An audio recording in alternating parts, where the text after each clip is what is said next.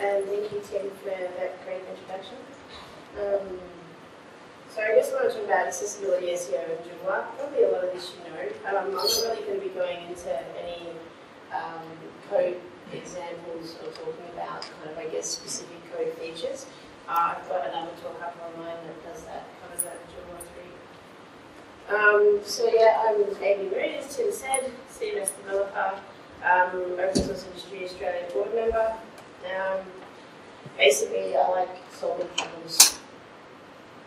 So accessibility and SEO, why are we talking about the two things together? Accessibility, and why we're talking about them, accessibility matters. So there's an estimated 15% of the world's population live with some kind of impairment, and that's just an estimation. So the numbers are a lot higher because there's a lot of parts of the world where records and that are not kept very well. We have an aging population. With an increase in diagnosis of cognitive disorders, autism spectrum disorder, ADHD, dyslexia, etc. We're also really, really time poor as well. And when we're time poor, sometimes things like captions on a movie when we happen to be putting a child to sleep can really help and benefit us. Accessibility matters because we make websites for people to use, and we don't know who our user base is. So we can pretty much assume that there's going to be a percentage of users there that are going to have some kind of disability impairment. We want to increase our market share. So when we actually increase accessibility and when we add this functionality in, we're also increasing the market share that we can actually access from our user base. SEO matters.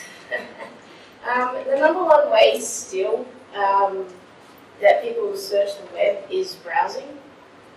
Majority of people still only really look at the first search results page. New ideas, new way to get in front of people.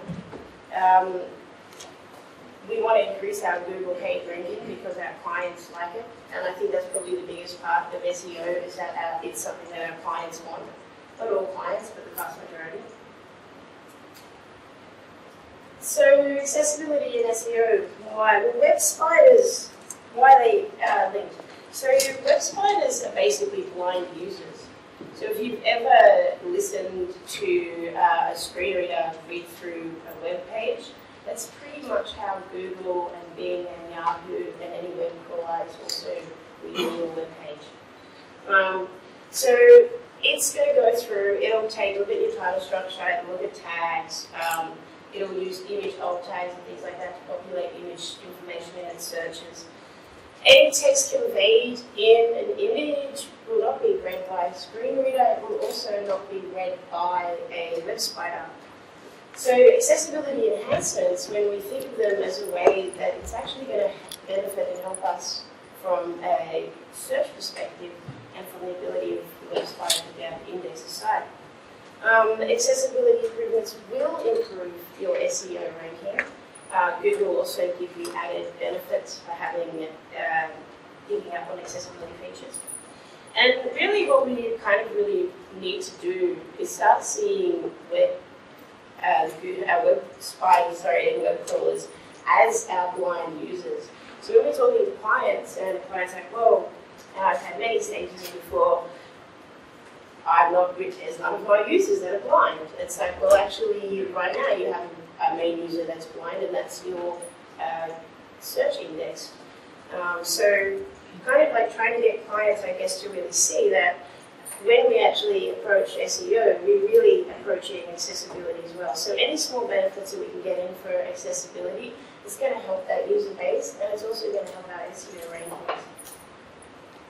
So SEO mods are accessibility mods. So let's look at kind of some key, I guess, accessibility things. So baseline accessibility, meaningful use of headers, not using them for styling, and actually having an ordering of your headers. That helps SEO. That's also going to help the screen reader because the screen reader is going to use those headers as landing points throughout the page. Tabular data stored in HTML table and not div. The reason I say this is because a lot of visual output, they're getting better now, but they will output also tables in divs. Why is this bad? Because a screen reader will read it, and when a spider will read it, it will kind of just go through it as a whole bunch of connected text. It won't actually see it as table and columns and rows in a table. When you're actually putting it into a table, it will actually pick it up and see it as that. If it is a key piece of information on your site, Google can also pop that up in its search when it's doing kind of like its special search sections as well. Use explanatory text links. That's going to help the screen reader as well. It's going to help your SEO as well. It's going to help your SEO from the fact that you're using more words, descriptive words on there. And it's going to help the screen reader because the screen reader is pretty much just going to say read more, read more, read more. By putting something in there, that explanatory text will help. It will help people with cognitive disabilities as well, because it prompts them that that is actually what the link is going off to. We talked about alt tags. Everybody pretty much knows about image alt tags. Google will use that once again. It's in its indexing and Bing and Yahoo and DuckDuckGo. So main content before sidebars. So that's kind of actually a really, really important thing when you're looking at a theme layout or when you're building a theme. The reason I say this is because a screen reader and our web spider are going to go through, and if we're printing out our left column first, it's actually going to go through and read our whole entire left column before it starts reading our main text. So we need to be putting that main content first and then printing our sidebars afterwards. And when we're printing out our areas, layout areas in our theme, really want to be thinking about how that is going to be reading, because the screen reader will read it from left to right. Placing the skip to navigation at the top of the page, that helps the screen reader because people can just skip down and miss a whole large navigation block if they want to. It also helps from an SEO perspective as well, because it means that while it's going through, it can actually do a lot faster kind of index through the site.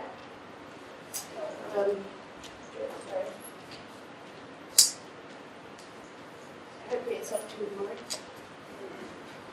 So SEO is accessibility. Well, no, not really, but accessibility enhancements will help your site and will help your page ranking and will help websites be able to index that page, and also web crawlers as well.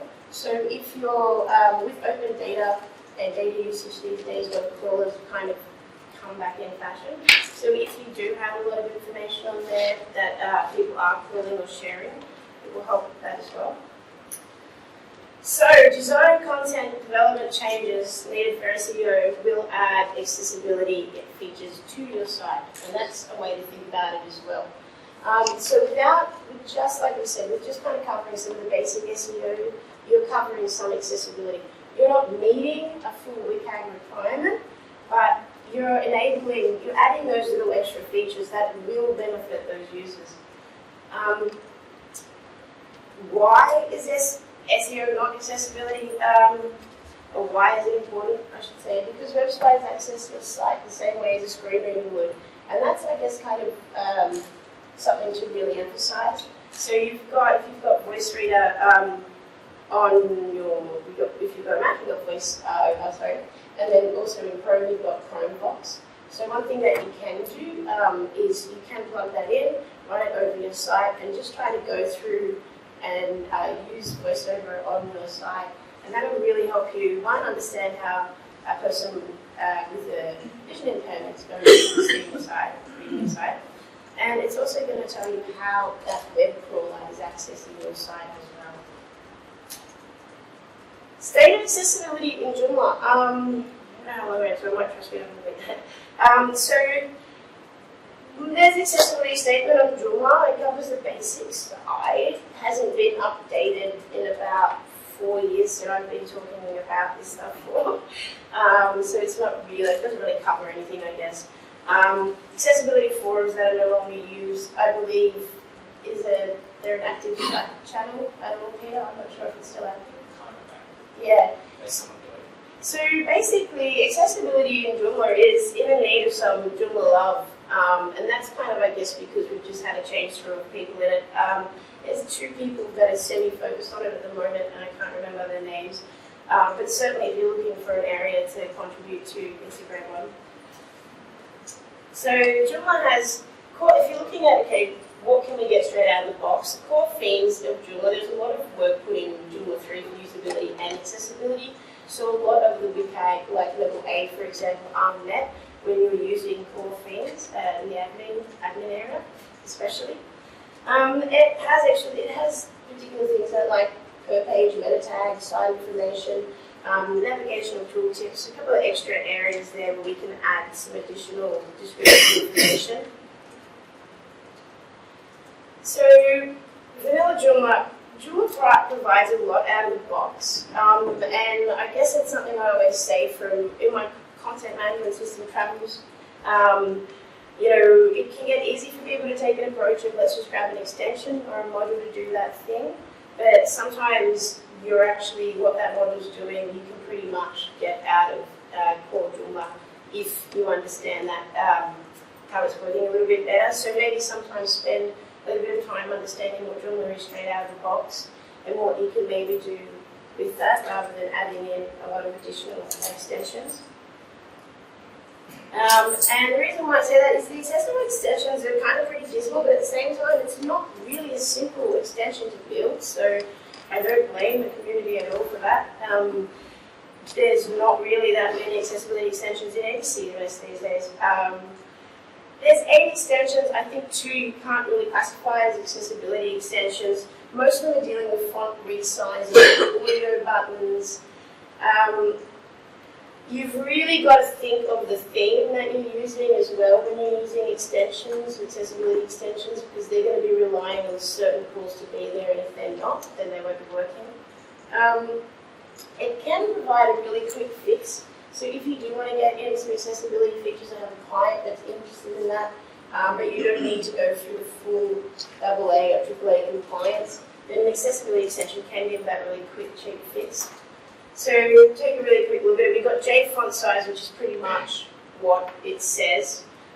It's increasing the font. You don't need that. I'd say completely forget about it. G speech is probably the best one out of the lot. It's doing an audio button on your site, so it can actually read through the site. You click on that to read through the site. It actually allows for a lot of customizable event calls. So that's the way ARIA calls and dynamic calls. So you can kind of customize them quite easily in the extension. It plugs into internationalization and also plugs into Google's translation. So it actually adds a benefit of translation on your site as well as doing the accessibility. So I'd probably say that to me kind of looks like that's a newer one, and that's kind of going to come out in the last little bit. There's Screen Reader. Screen Reader is another one. It's not as large as G Speech. It's basically looking at the focus of, it's adding an audio button, and then it's also adding the focus of looking at a little bit more fonts and font focus in that. So dyslexic fonts, for example. MU text-to-speech is pretty much a basic button using the TTL or something, I believe, protocol, open source protocol. It only reads text from the article itself and in English, so once again, it's a really lightweight quick fix if you need something. Big accessibility, very basic, font size changes, controlling contrast, keyboard navigation. So once again, it's probably in the same line as the G Speech. It's not adding a text button, I believe, audio button, sorry, but adding you some additional things in there. A couple of those things, keyboard navigation, underlying in links, you can add yourself into a theme pretty easily. So, MU contrast is simply just adding a high contrast CSS into Joomla. It doesn't work with a lot of themes, but hey, if you want to look at how to do a high contrast theme, it's a good place to start looking at that extension. The last 2 are the ones that I said really don't fit as far as I'm concerned into the accessibility category. Things to think about when we are looking at the extensions. Font size increase tools are really not needed. The browser is the standard, so users aren't going to be using them anyway. So it's pretty much a waste of time. I'm in two minds on the audio buttons. Anybody that actually is using assistive technology, the screen reader is going to be reading the actual code on the page. So audio buttons, I've talked to some people that use screen readers that have used the audio button, but it's there just because the page is so illegible for the screen reader without it. So yeah, it's a two-two. I don't think it's kind of solved everybody's problems. As I said, a lot of screen readers aren't going to use it.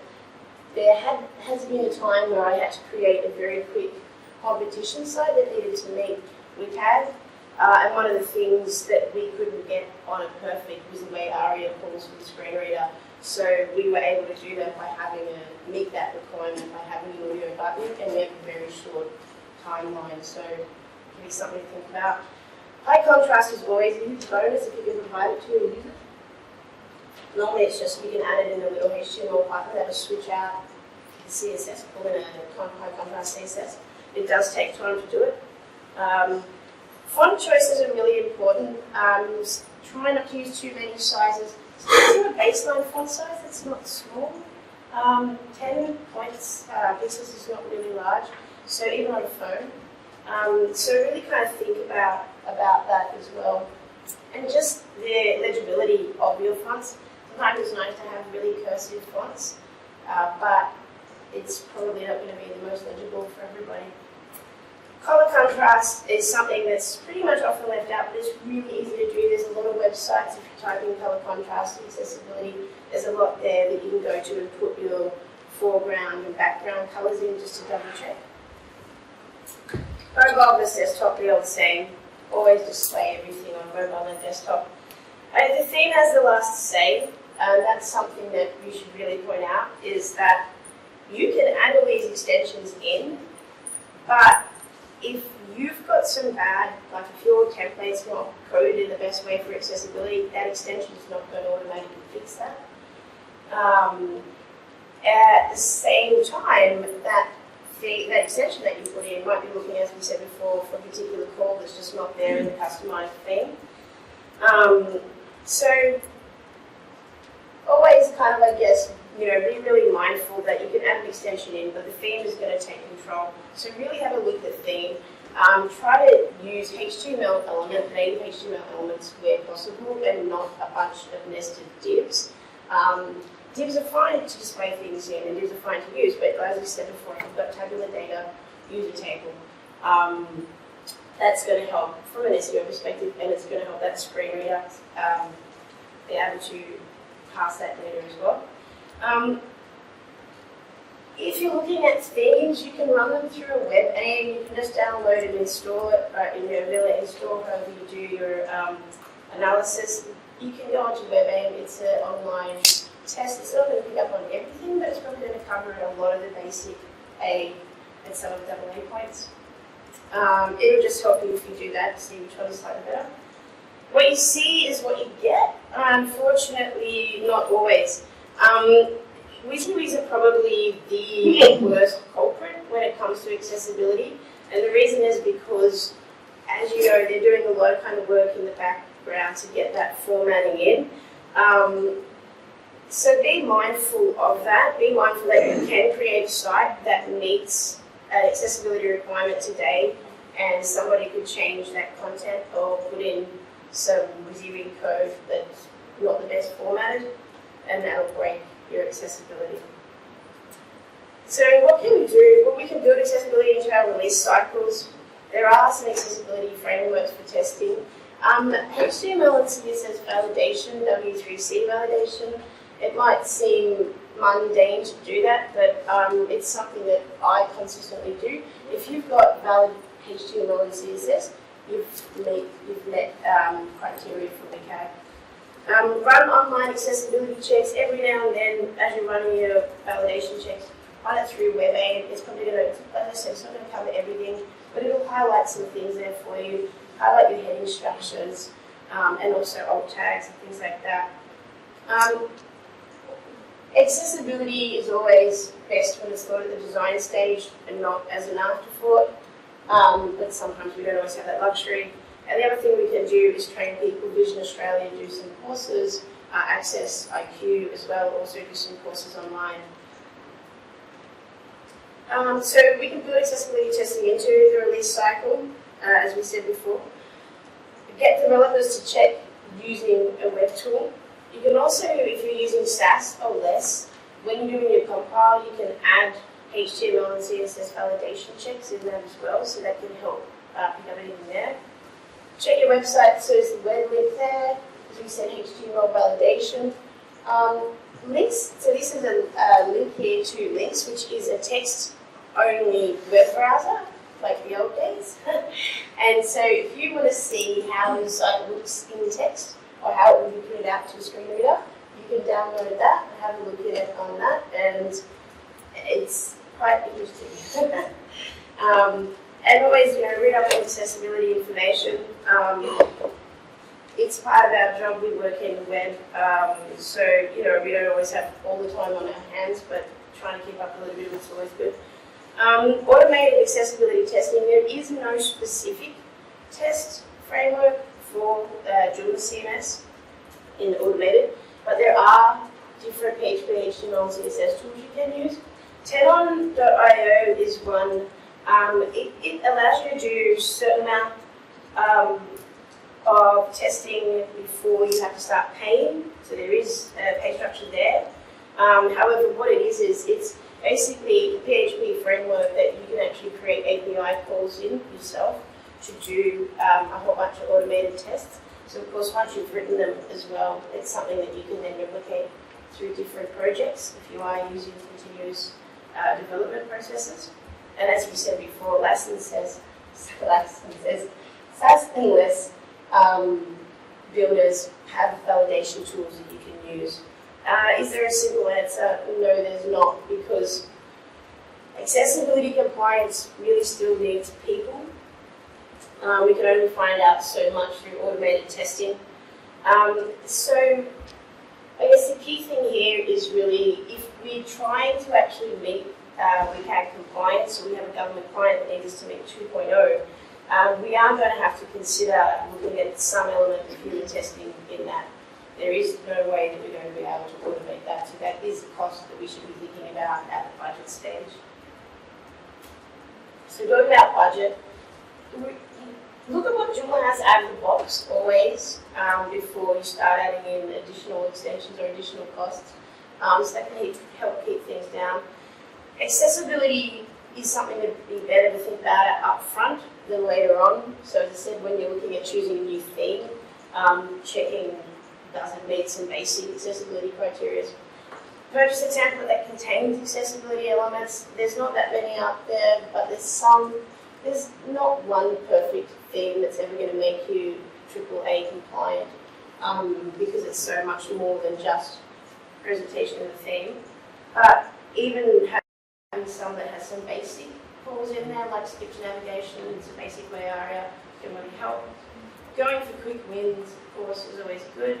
So alt tags and heading structure, whilst it seems simple, is actually really important and a quick win. I'm not running over time. So check your budget and requirements. I think that's the most important thing to think about. Is accessibility, as we have learned, is the same as SEO. So by addressing SEO, we're going to be addressing baseline accessibility needs. That's a nice to have feature, and it's a good to have thing. But you've really got to look into what your needs are. Does your client have a legal requirement for WCAG 2.0 AA? If they're a government or a government-funded website, they do. If they're a large enterprise, then whilst they don't have a legal requirement, it is a stipulation that they pretty much, if there was a court case, they would have to prove that they didn't have the resources to do it. So a large organisation is going to be able to get away with that. A smaller, or two-man, three-man shop, etc., probably might. Not that it's ever been tried. So cover, as we said, cover SEO is covering those baselines.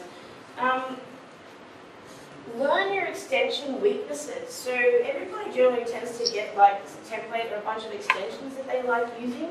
Learn those weaknesses. Run some of those, install some of those extensions in a vanilla Joomla install. and just run it through the screen reader or look at it in links and kind of see where some of those extensions might be holding you back, and you can work around them. As we said, select themes that mention accessibility is always a good start. And you can always create your own theme as well. And that's probably the easiest way to do it if you're inclined to creating a theme, because that way you can actually strip out a lot of, you can be using native HTML elements, you can be controlling it, and you can be stripping out a lot of unneeded additional HTML, etc. in there. So we build websites for people to use. Expanding our socio-demographic user base is always good, and that's what we do when we add accessibility into our site. People pay us to build websites for people to use, and these people that pay us have a vested interest in the outcome. And the reason I say that is because the stakeholders are important. It's really important explaining it and understanding it to the client. I have had clients that have had to really meet with CAG, where I've had to sit them down for quite a while and explain why these things are important. No, they can't just leave it off to the end. So sometimes you've got to have a chat with that client. And the reason I say people pay us to build websites is because sometimes we forget, I think, and it might just be a program thing, might just be a web thing, I don't know. But I think sometimes we forget that we are actually the experts. It is okay to say to a client no. It is okay to say to a client that actually is not going to meet this need or it's going to break something. And it is also okay to say to a client that you have a legal requirement to meet this criteria, therefore we are going to need that additional money in the budget. And really that's what they're paying us for, and sometimes we have to say no.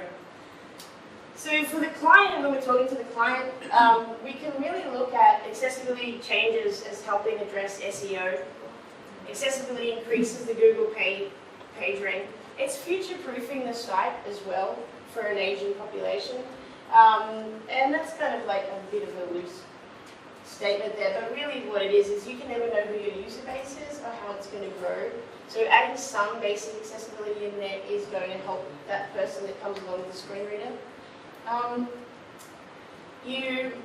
It addresses the possibility of legal and usability complaints, right? So it might not even be that they are required under a specific charter by law to have AA or AAA requirements, but access to information, access to the web is a human right. So explaining that to your user, to your client, sorry, and explaining to them the potential possibilities that there may be. Now, of course, that depends on what the site is, right, and what your user base is. If you're using Aimee for education site, even if it's a blog site maybe to help teachers or things like that, really trying to meet accessibility is a good thing to address. If you have children, a children's site accessibility is another thing to address there as well, because there's a large percentage of children that have a disability or need screen readers. So that's for the client, how I guess we want to try and explain it to them. For designers and content, design and content changes for accessibility are also changes for SEO. For Joomla engineers, code changes for accessibility are also changes that we're doing for SEO. For our budget costs for changes needed for accessibility are the same as the budget cost covers SEO approach. So I guess what I'm kind of saying there is we've got a small budget for SEO. When we're doing that, we are actually getting accessibility into the site with that budget as well. So at this point, it's not actually an additional cost for us, it's just a benefit that we're giving to the client. So accessibility does equal SEO and does benefit SEO. When accessibility is not asked for, well, a lot of our clients don't ask for accessibility, but if we're actually meeting some baseline accessibility, or we can even say, okay, our themes meet with CAG level 8, then we're actually adding in a benefit, a bit of a competitive advantage there as well. People are becoming more aware of accessibility in websites, and a lot of that has to do with mobile phones as well. We use our mobile phones to access the web a lot. Accessibility A lot of people will use their voiceover on their phone, will increase font, etc., to be able to use that website. So I guess it's really, you're offering a competitive advantage there. So that's one way to look at it. And it's also something that you can sell up to your clients, as in, okay, well, we will be meeting, we can meet level A, or we will be adding some additional accessibility features. I guess really what a key thing to draw out, which is why it's kind of a big bunch of text, but we've really, when we start saying, okay, we're offering accessibility as an added benefit, we really, in our contracts, in our paperwork, if we're not meeting a WCAG requirement, if we don't have that need there for the client, we really kind of want to stipulate that we are adding accessibility features in, not that we're meeting accessibility compliance, because at a contract level, that can be held against you if you use the word compliance, but we've actually just added maybe 10 accessibility features in out of WCAG. So it's always really, really important to have that outlined in our contracts and actually explain that to our clients. In our budget approach, if WCAG 2 compliance is required, so if you do have to do a WCAG compliance site, and most of them are going to be for government, etc., and education, you really do need to add an additional cost. I've been in a lot of places where they've gone, oh, okay, that's just going to be an additional 2 days of testing. No, it's not.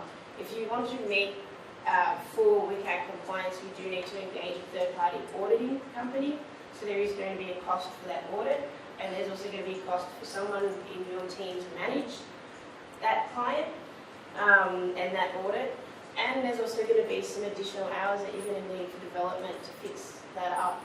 So when we are looking at WCAG compliance, when we have that ask, we really kind of do need to add that on as an additional section on the budget. Similar to how we would do old browsers, if a client is pushing us for support of an older browser, once again, it's something I say to people, you really need to be adding that in as an additional budget cost because it will blow out your development. If WCAG compliance isn't needed, well then we don't actually really need a third-party audit. I would really say the only time we go down the third-party audit route is when you need to produce that report to your client for compliance. Otherwise, that cost is just simply not needed. You can get your developers to perform, or your tester, however your testing is, to perform WebAIM tests. You can also get testers, for example, you can get offshore testers that are actually accessibility qualified testers, and they will have a large range of different devices and screen readers and etc. And if you're doing it for once off here and there and that, the costs aren't too bad, but it is something that once again you need to factor that in. It's always, I guess I recommend, if you are doing a check, then always write a short report up of anything that you find, even if you're going to hand it to the client or not. It's actually really helpful for the next site that you approach. So as always, depends on the budget. You want to purchase themes that cater for accessibility, or develop a theme that can cater for accessibility. Implement some easy fixes. And think about accessibility at the design phase rather than at the end of it. So if we do have a client that comes up to us that actually does need accessibility, it is something that we do need to start engaging at that from the graphic design point onwards. And it's something we also need to be thinking about from a content editing perspective. Content management systems are awesome because we don't have to recreate the wheel every time. I kind of love them because to me it's just like playing with Lego. Except I'm doing a website instead of a house. So really, what we're talking about here is, what we do is we do cookie cutter solutions, right? We generally have a bunch of extensions and some things. We're going to be adding to them, we are going to be doing customized things here and there, but a lot of what our process is something that we can really streamline. So when we start looking at adding some accessibility testing, and even if it's just doing a WebAIM check, HTML, CSS validation yourself, getting that into the process, we can start to streamline that, and we can start to get new developers or contractors on board to do that as well. If we start to work out the problems in our extensions around accessibility, then we've got a list of gotchas that we know that we need to work around if the client requires it, or we'll get another extension. Themes as well. A lot of people will generally tend to stick to one theme and then a base theme. If you get some accessibility into that base theme, you spend that initial time for research and development and getting it in there, then that's going to be something that you can use every other time as well when you need to be using a theme that has that accessibility as a base. So it does provide a return on investment. So we finished? Not really, because accessibility is dynamic. So the really, really annoying thing about accessibility and accessibility engineer is you're never completed, you're never done, because you can hand a client a site that meets with tag AA, and then they can get in there and add some content, and straight away that's broke the site. You can have another contractor come in that says they know accessibility, maybe a little bit, and they can change some code that then breaks the work that you've done as well. So it's a constant thing that requires constant checking. So I guess the one thing I really want to point out to people is if you are doing WCAG compliant site, accessibility compliant site, make sure you point that out in your contracts or have that discussion with your client so they understand that it's not something that is ever going to be 100% guaranteed. It will come down to how they're using that content and entering that content. I think it's important to point out, most people know that, but a lot of people don't know that as well. So just making sure that the client has that understanding that it is not a stop and finish approach. So I guess the takeaway is really, there is no simple solution for accessibility. Accessibility testing is hard. It is very hard to meet WCAG AAA, for example, on any without a very large budget. And the reason I say that is because, you know, then you're starting to look at everything, how you're coding everything from your widget interactions, you know, your JavaScript, etc., your captions on your videos and other things like that. So it's hard, it's difficult. By having taking SEO as an accessibility approach, we can kind of be having that approach as, okay, we're not actually spending that additional money, but we are getting those additional benefits in there. Extensions can add a quick fix solution. So, you know, when, as I said, there was a large competition site, there was just no way that we were going to be able to get that code fully screen reader compliant in time. So by adding that audio button on there, we were able to meet that compliance and we were able to launch that competition. So they can give you those quick fixes. Font size buttons, as we said, don't really need to add any tool that does that because the user's going to use the browser. Accessibility is dynamic, as we said, so never see it as a closed door. If you are doing support for somewhere that has accessibility, or you take on support for an accessibility website, you really need to think about what resources and labour you're going to assign to that, because it can blow out and it can become quite a hindering process. There's been times where I've taken on a job, having a brief look at it, going, oh, this will be fine, we'll be able to achieve this in a month, and 9 months later, we're still, you know, we're just finishing ironing out bugs or refactoring 70% of the custom code in it because we had to get it accessibility accessible.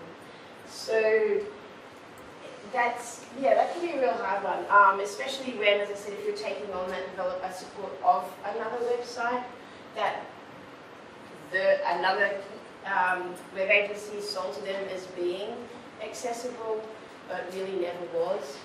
And that does, as I said, that does happen, and it happens quite a bit. So yeah, hopefully you've learned something and I haven't just rambled on. But as we can see, accessibility is expensive, can be expensive, but we can get some basic wins in. And by getting the basic wins in, then we're able to enhance that user experience for not just someone with a screen reader, but also people with cognitive differences, and also possibly yourself one time when you find yourself trying to access the site on your mobile phone. So, thank you.